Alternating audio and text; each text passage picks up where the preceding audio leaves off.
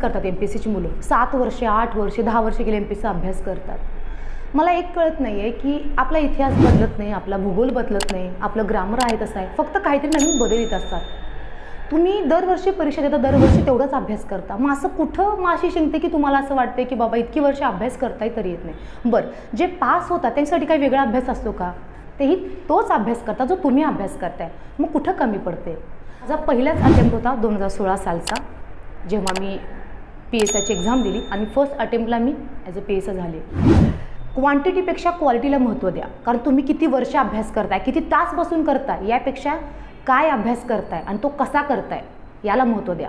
सांभाळते 3 महिन्याचं बाळ घरात ठेवून मी सकाळी प्रॅक्टिस जायचे, परत यायचे, बाळाला दूध पाजायचे, परत दुपारी प्रॅक्टिस करायचे। जसे दिवस लोटत होते तशी मनात भीती होती, परीक्षेच्या तारखा आल्या, ग्राउंडच्या तारखा आल्या, अशा प्रकारचा तो MPSCचा प्रवास होता।